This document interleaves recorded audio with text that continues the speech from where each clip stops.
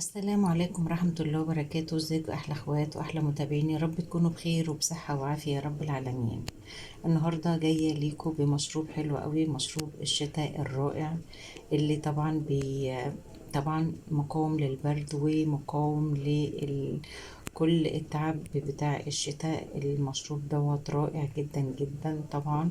المكونات موجودة عندك في البيت، طبعا بيقي من جميع الأمراض أو معظمها.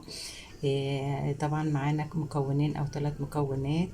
مشروب رائع رائع، بيدفي في الشتاء وكمان بيزيل البلغم الموجود، كمان بينظف الرئة. يعني مشروب متكامل من جميع الجهات، وأنصحك تخلي المشروب ده دايما عندك ودايما تستخدميه لأنه هو مفيد جدا جدا.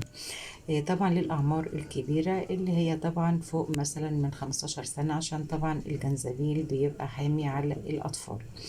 أتمنى منك الاشتراك في القناة وفعل الجرس واعملي سبسكرايب عشان يوصلك إشعار بكل فيديوهاتنا وكل حاجة حلوة بنعملها بإذن الله. معانا معلقة من الجنزبيل المطحون الجميل ده. طبعا كلنا عارفين فوائد الجنزبيل في نزلات البرد، وفي طبعا البلغم، وفي تعب الشتاء كله او امراض الشتاء. معانا اعدان القرفة الجميلة اللي قدامنا دي. معانا مكون تالت هنضيفه اذا حبيتوا تضيفيه، لو ما حبيتيش تضيفيه مفيش اي مشكلة. المكونات هايلة، والمكون دوت هيزيل من عندك البرد في يعني مش قادرة اقولك يعني في يوم ان شاء الله هتلاقي نفسك كويسة وزي الفل من المكونات بتاعتنا دي. زي ما قلت لك معانا اهو معلقة من الجنزبيل، ومعانا من القرفة مش المطحونة، لا العيدان بتاعتنا. هنعمل الوصفة بتاعتنا اهيت يا جماعة مع بعض. هنجيب كوباية ان شاء الله اهيت. طبعا الاول هنجيب الكنكه بتاعتنا او اي حاجه نحط فيها المكونات بتاعتنا.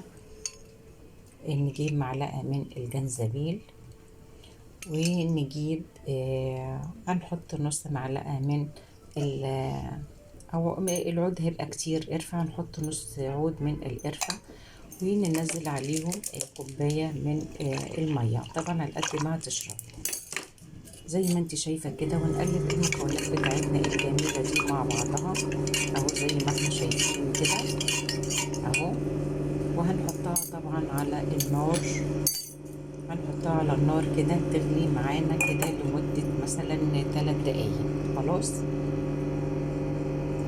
الكاميرا طبعا بتتهز معلش يا جماعه. هنغليها طبعا على النار لمده 3 دقايق، وبعد كده هنجيب كوباية ونبتدي نصفي طبعا المكونات بتاعتنا اهي. نبتدي نصفيها، طبعا هي غلت معانا 3 دقايق، ونبتدي نصفيها عشان انا بس معلش بصور بالتليفون بايدي التانية. هنبتدي نصفيها معانا اهو. هي يا جماعة المكونات بتاعتنا ايه زي ما احنا شايفين كده. بصي اهو هما المكونين بتوعنا بس اللي احنا عملناهم. ادي المشروب بتاعنا يا حبايب قلبي بعد ما غليناه وصفيناه.